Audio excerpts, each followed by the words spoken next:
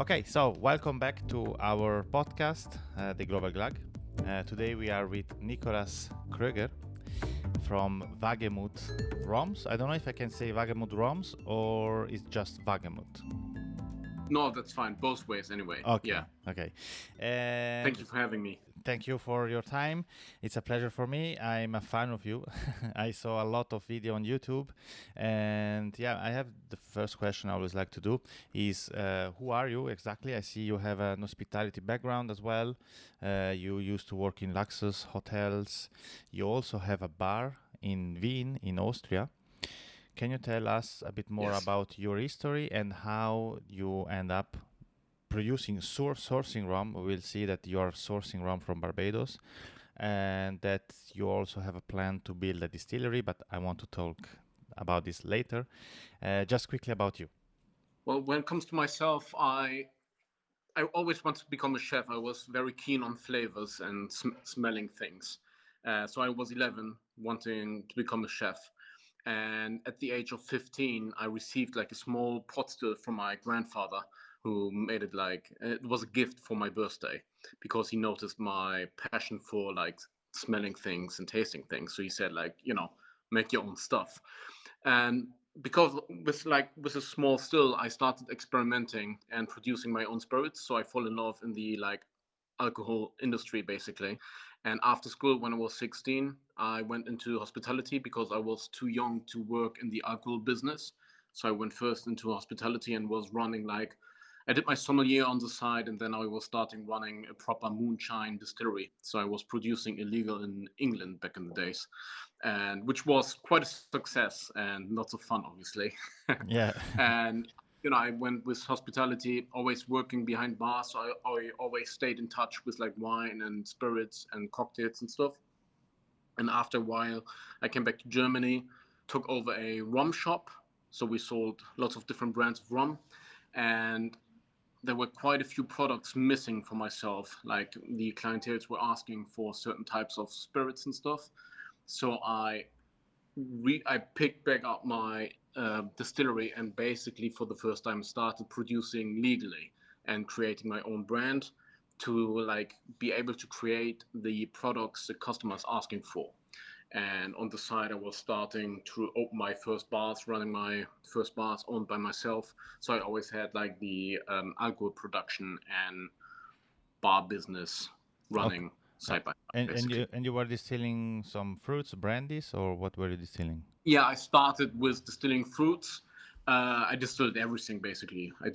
I even distilled stuff like saffron and Okay. everything, Okay. everything I could get my hands on. And then I went to the like Armagnac and cognac industry. And then I went to the whiskey industry, and I just ended up in rum because obviously rum is the most interesting and complex spirit on earth. But like rum was like wasn't straight from the beginning. At the beginning, I didn't even really like rum, like heavy ester stuff. When you come from a background of food distillation and maturation, you consider like high ester rums as like a fermentation and distilling mistake, basically. Yeah. It's all false Yeah. for us as fruit brandy makers. So I really had to learn and to appreciate it, the complexity and the intensity and the type of flavors you're able to get through like wild fermentation and these kind of things. I wasn't used to it, so I couldn't handle it at the beginning. But now it's like the opposite. I love it so much. Yeah. And when did you start to get into rum? Is it It was 2014. okay? Yeah, so quite Yeah. 10 years, quite recently. And it's when you founded the Wagemut, the company, or was it Yeah, after? it was 2016. Yeah. Okay, yeah, okay. Yeah, because I came into Rome quite late. I mean, I'm 33 years old by now, so it wasn't that late. But it's only 10 years ago. But because of my background in the other spirit industries like whiskey, Armagnac, cognac, and fruit brandies, yeah, everything went quite fast because I had like all the understanding of cask aging Yeah. and all these kind of things. I already had it, so yeah. Yeah, so and I think rum also, if we were talking about rums 10 years ago, it was not so popular like it is now. Now rum is getting crazy. People are always more and more into rum, and I Yeah. think you started at the best point, also to open a company. Yes. So talking about Wagemut. you are sourcing rums from Barbados and also from Trinidad and Tobago. Yeah. Can you maybe tell us more about all the process? Are you going directly to the distilleries, or I imagine it's through Ian Shear in Holland? How do you do that? How does it work?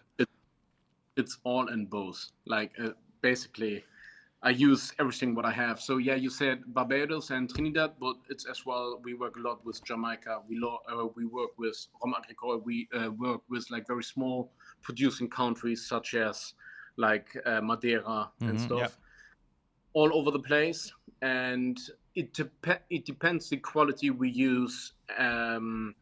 So we are buying through share as well, but we're buying a lot from the distillery directly. So both. Yeah. Okay. And yeah, that's of course the best part of my job, isn't it? To like travel to all these countries, visiting the distilleries, selecting casks, and having stuff custom made for yourself and stuff. So yeah, it's awesome. Yeah, because imagine when you go directly to a distillery, they ask you normally bigger quantities. So that's maybe why some producers which source rum from other countries, they prefer to go to big brokers in order to get, maybe smaller quantities, or it's maybe easier to get it. So how do you manage that? Do you need big quantities? Or? Yeah, well, yes, you usually do. But the good thing is, because I was running that rum shop in Germany, we have been quite, how you say it? Like my partner, he's doing the German Rum Festival, and through that work, we got quite great contacts to like the distillery owners and everything. That's why I was able to start like with the very small amounts I needed at the beginning when I started, because we're not fine. We just did everything like my brother and me. We did everything we started with 15,000 euros. So we bought our first cask out of it, and we grew naturally, no investors in it. Yeah. And because of my previous work, I had great contacts, and because of that, I was able to buy stuff from distilleries directly, which normally would never be possible, looking how small I was at the time. Yeah. I saw also some videos on YouTube on your channel. You have been to Madeira. I have a bottle of this rum, Ingenierias del Norte. Okay. I saw your video that you have been there. It's interesting, about Madeira rums. They have their own rum agricole, which is protected by the European Union, which is one exception maybe because normally it's just the French who have this kind of... It is. And so about your... Pedro Jimenez sherry casks. I also saw a video about you are doing it. You were talking about something which was really intriguing about the sherry casks. So you were explaining on the video that normally we think that the sherry cask that the producers have on their stocks are the old sherry cask where sherry was aged for a long time. But you were explaining that it's not really the truth. It's a bit different. Can you maybe explain us how it works? Well, first of all, I would like to ask the listener a question. Like, who do you know who's drinking sherry? Yeah, that's the first very good. And compared to like the amount of whiskey being aged in sherry casks, like, where does all these casks come from? Like, just answer that question for yourself, or ask yourself that question, and then you will quite fast realize, okay, well, there must be something else going on. And what is happening actually? The sherry casks themselves, they're considered valuable for the sherry industry starting from 80 years of using of barrel aging, basically. Then it's like the cask has matured properly, basically, and now it's considered a great cask. What I mean by that is the cask as well, they are never fully emptied. It's the solera systems, meaning you always top up the cask below with the cask above. So it's never empty, the cask. So you can't sell a cask, basically. You would have to destroy the whole system, which wouldn't work. So there are literally no sherry casks. They don't exist, basically. They're all in the bodega. They never would sell them because they're so valuable, especially when they get old. So there's no interest in selling them. They would have to destroy the whole solera system. It doesn't make any sense.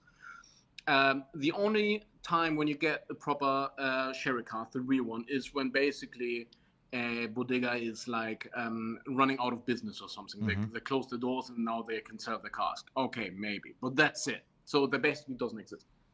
What is happening is that the sherry producers are doing, they're taking white American oak barrels, infusing them with sherry, just letting them rest for like, I don't know, 18 months. And then these like sherry infused casks, they're selling it to the rum or whiskey industry. This is how normally it's happening. And the most important thing is that this is not the drinking sherry we like to drink. Because me, for example, I really like to drink sherry. I highly appreciate it. But like the high quality sherry, that's not the stuff which was in the barrels. So it's basically a very young wine, which you're able to call as sherry, but you will never drink it after they infuse the wooden barrels with it to sell it to the whiskey industry. What they do like vinegar out of it, or they distill it. So it's not drinkable, actually. So it's not the same quality. And that's what I like to call the illusion of sherry casks. Exactly. And speaking of illusion, I have also see another video about you. You know, I live in South America, in Colombia, and we have a lot of rums from Central and South America, rums available here, and a lot of them are solera methods. I know you love this.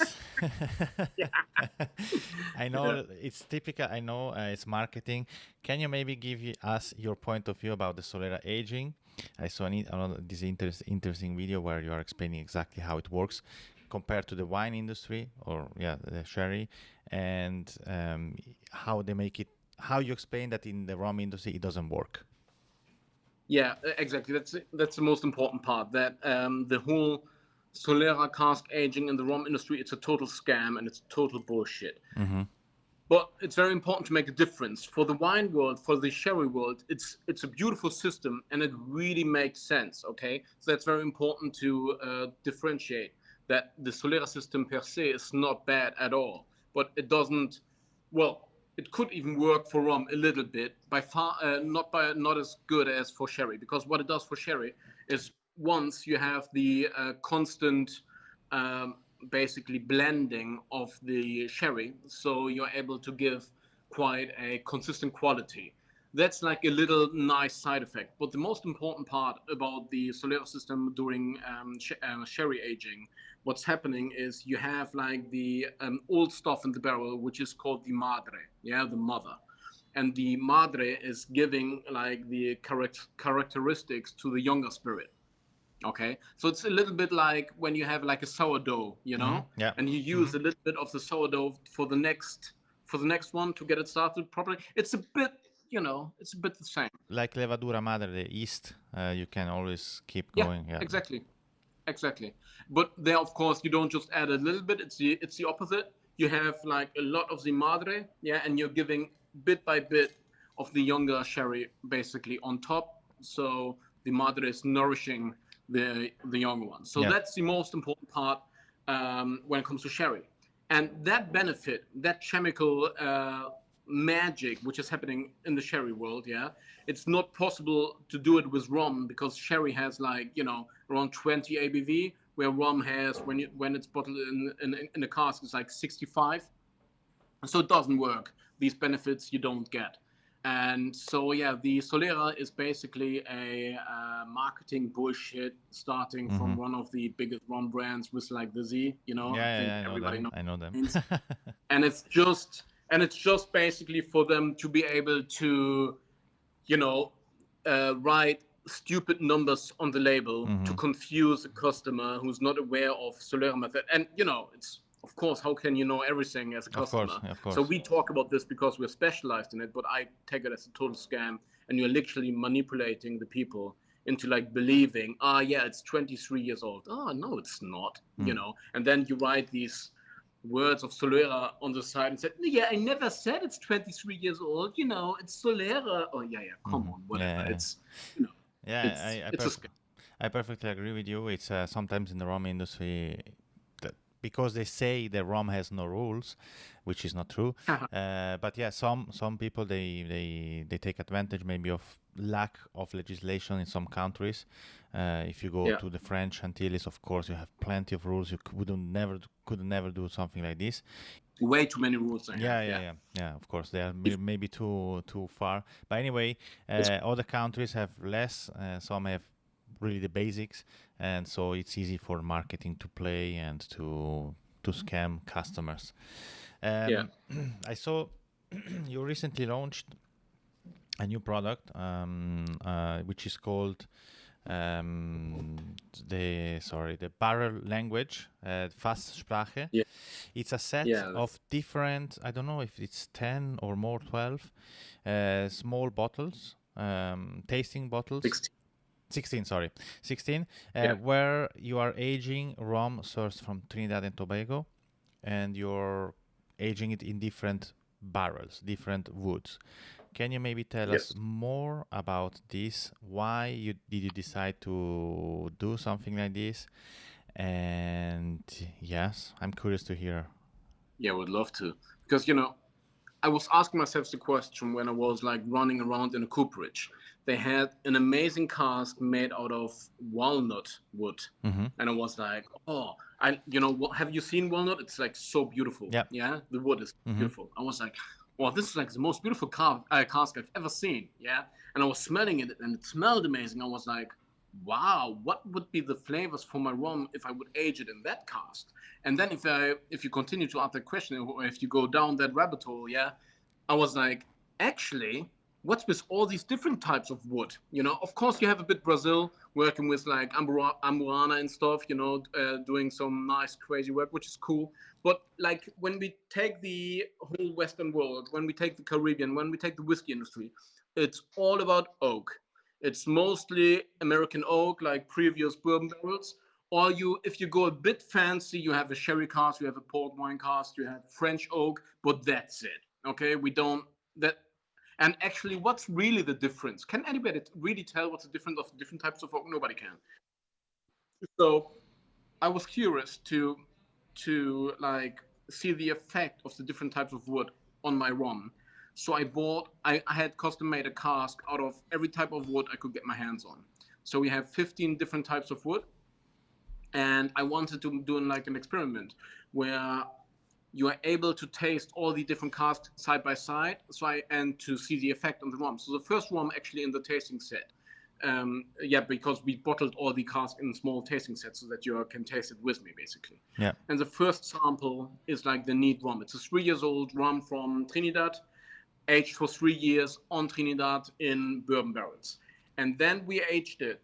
Like all the barrels have been made the same way. They're all medium toasted. They're all 225 liters.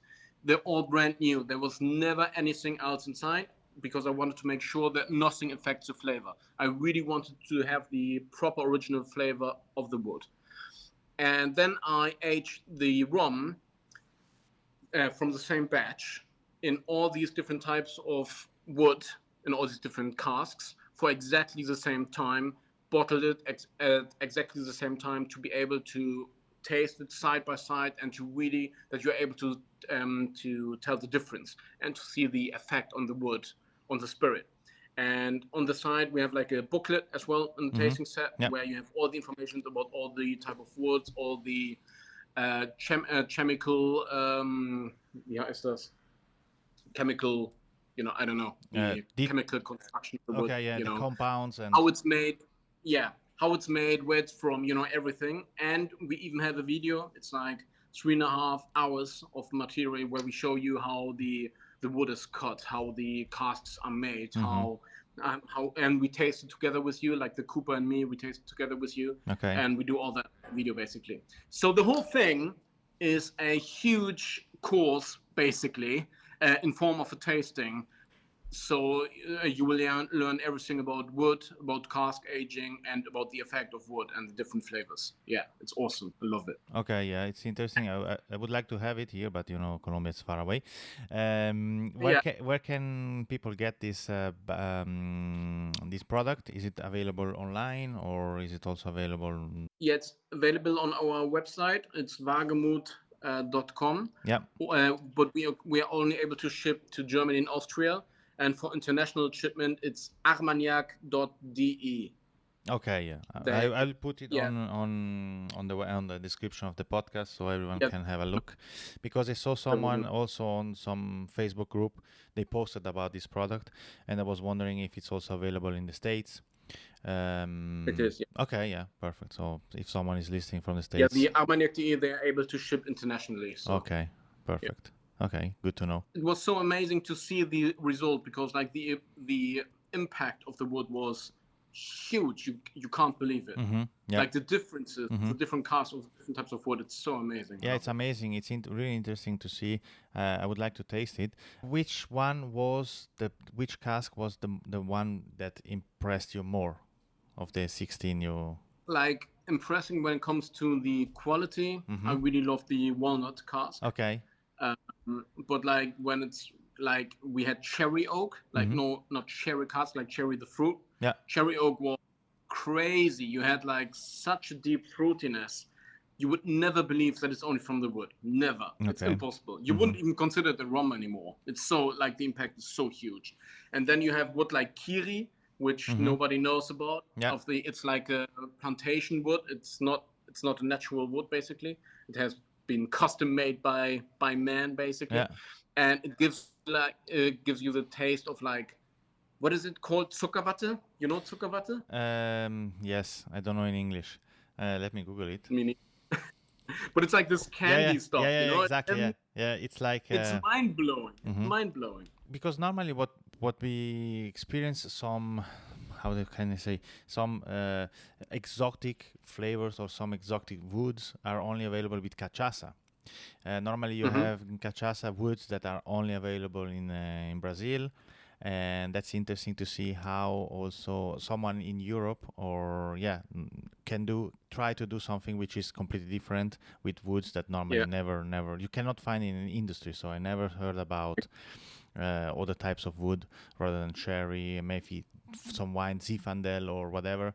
But these ones I never heard about. Walnut, for example, that's the first time I heard it. So and do you think there is a future for this? Do you think that maybe someone will one day produce it massively, if I age rum massively?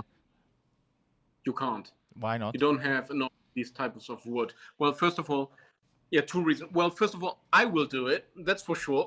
I've already started. Okay.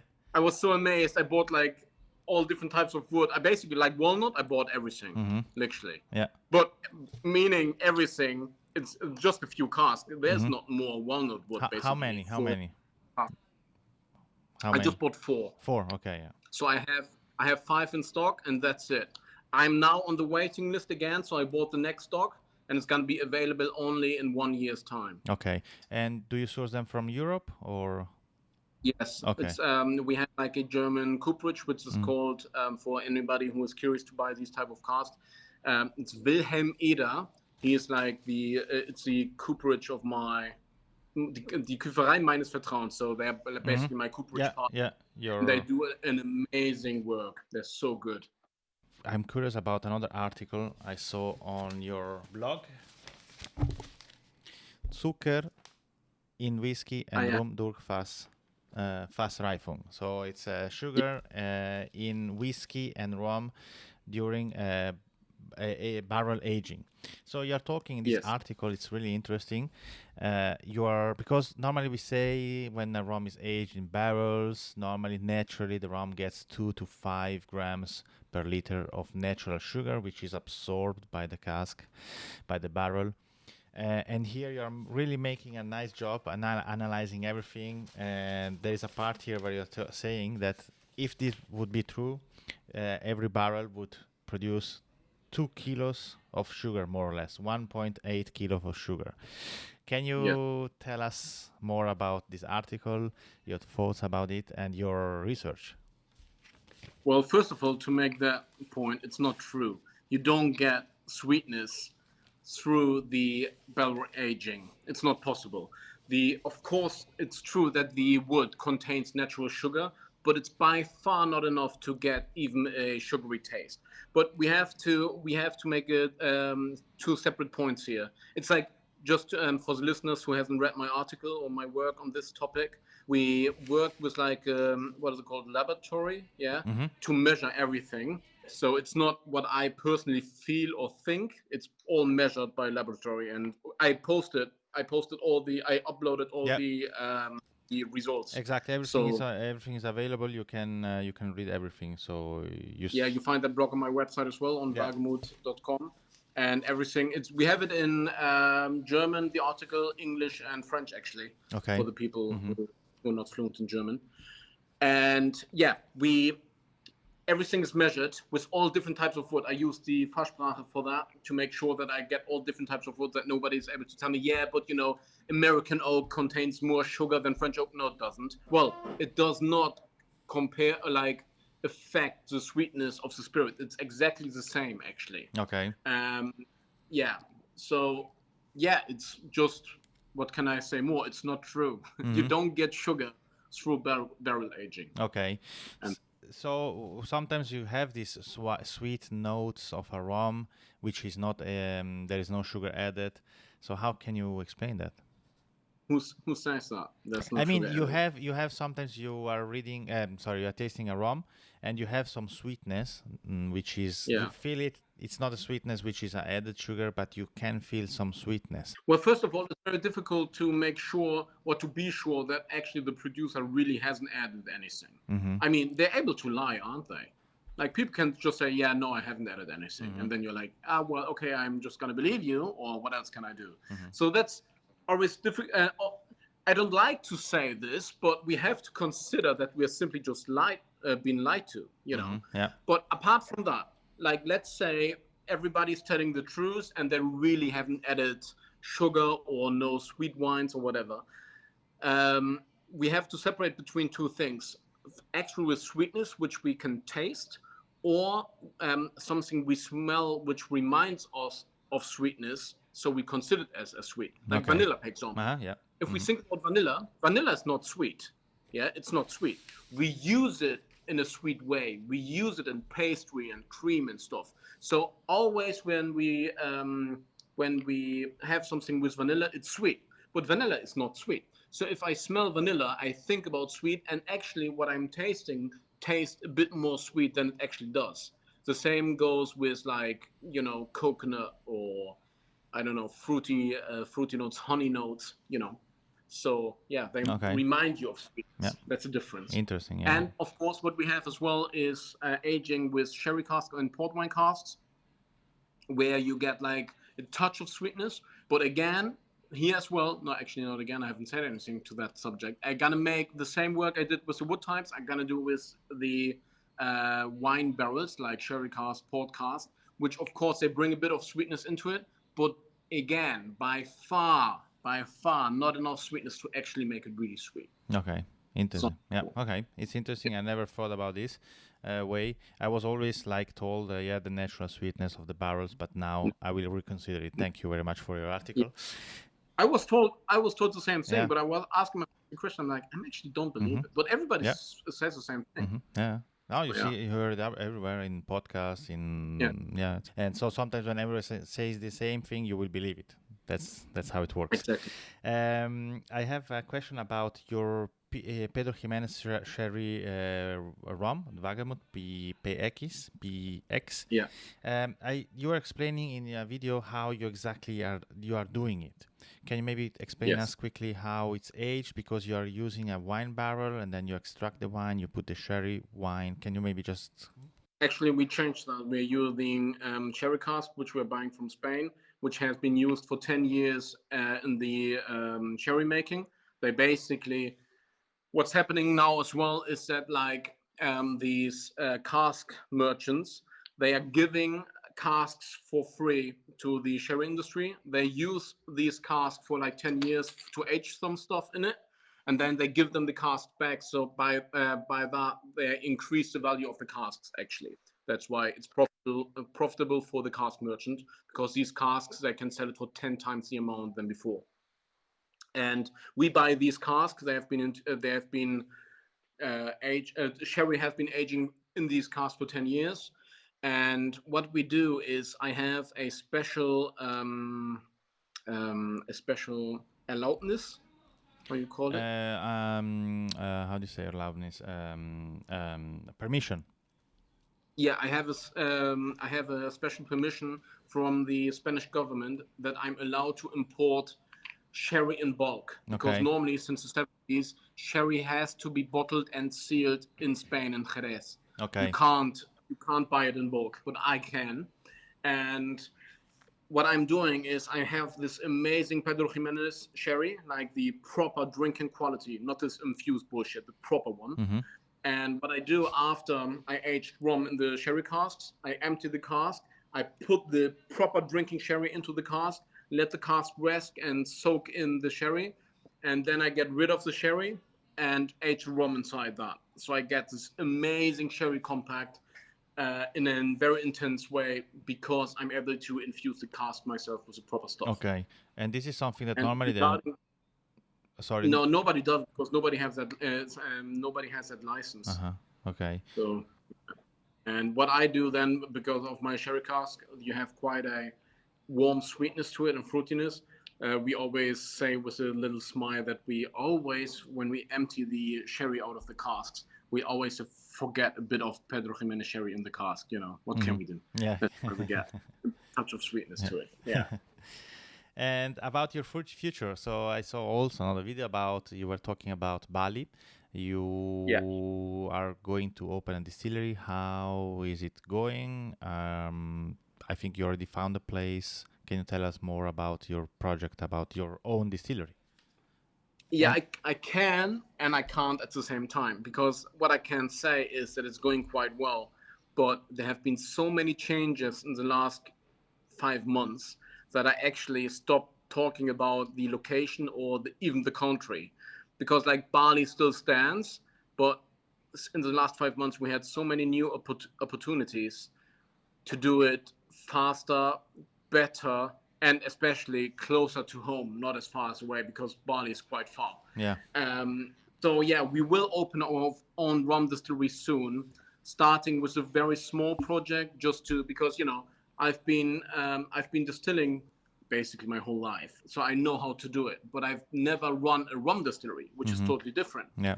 And to run a rum distillery and to do a few experiments, it's not the same thing. So we are starting.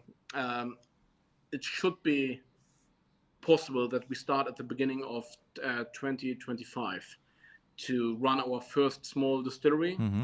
We learn out of that project, and then we start something, and then we build something bigger in countries like Bali. So I have many plans, and I'm not just talking about one destination. I want basically rum distilleries all over the world. Yeah. Okay. Yeah. So it's a big project, and good luck with that. It's not easy, a distillery. Yeah. And are you going to produce rums basically for smaller production at the beginning, or? At the beginning, yes, but then I want to produce on a bigger scale as well, because a very huge part of our business is to create rum blends, rum products for our customers. Mm-hmm. So actually the customer doesn't know that we are involved, but we did the whole recipe, we own the recipe, and we're producing it for our customers. So this is a business which is already running quite well. And because of that part of the business, we are turning quite a nice volume for our small company. Mm-hmm. And there's a lot of potential when it comes to this. So I want to go into the high quality mass production. And on the same time, that's why I want to have different distilleries. I want to do like these nerdy, small batch, hardcore nerd stuff as well. So I want both. I like both sides. I like both worlds. Yeah. Okay, yeah, it's going to be really interesting. Can you already say more or less? You said 2025, the first one. Is a project for next 10 years or less or more? What do you think? Much faster than this. Much faster. I'm very ambitious. We work a lot. We are very keen on what we're doing. Our growth is quite nice and very stable. And we have big plans. Mm-hmm. It will go much faster than 10 years, great, definitely. Great. Yeah. Ask you everything I wanted to ask you. I don't know if you can maybe give just a last suggestion to our listeners. Maybe they don't have that much experience in the rum. Well, how can they taste the rum? How would you approach, or how would you teach a newbie how to taste a rum? How to enjoy it? Well, it depends. Yeah, it depends where they are. if you want to, because rum. The amazing thing about rum is the complexity and the diversity. So you have so many different qualities. You have so many different types of flavors, which is mind blowing. Literally, like no other spirit category is able to keep up. Just not even close with like the amount of flavors you find in rum. So the first thing I would do if I start in rum, or what I would tell to my future customers, basically, I would suggest that they try different styles of rum. So you try something. I like to take Barbados when it comes to like a very like I always consider it the typical rum style. There's no typical rum style, but this like Barbados rum, dry Barbados rum is like what the people consider as this is how rum tastes like, basically. But no, buy rum from the distillery directly. No bottlings where Barbados written on it, because there are many countries working with Barbados rum and they are sweetening the rum, they are flavoring the rum. And so you would be confused, like, oh yeah, he said it's dry, but it's actually not dry. So buy something from, buy Mount Gay. Mount Gay, I love it. Mount Gay is one of my favorite distilleries. For my Mount Gay rum, it's very good price value. Yeah. Tastes that. Then you take a Rhum Agricole from Martinique to get like the impression of a rum which is made out of fresh sugarcane juice, which is completely different compared to like rum from Barbados, which is based on molasses. And then you definitely have to try high ester Jamaican rum, like Kempton Estate, which will show you a whole different world, which is awesome. And this is the beginning. Start drinking rum this way. And if you want to go down a bit further the rabbit hole, take some Clairin from Haiti, which is very funky. Have some rich Guyana rums, which is just awesome. Have some cachaça from Brazil, which is much cleaner, in generally speaking, than the Agricole, which is much nicer when you drink it young, but can't keep up as good as Rhum Agricole when it comes to barrel aging. So different ways on going.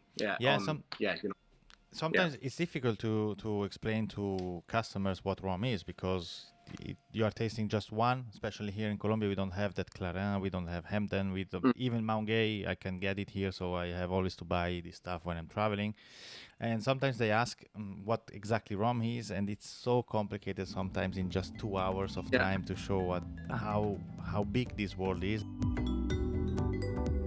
I don't know if you have one last thing. Maybe I didn't ask you if you want to say something to wrap it up. No, just a big thank you for inviting me, and I'm looking to everything which is going on and will happen in the future. So it's good.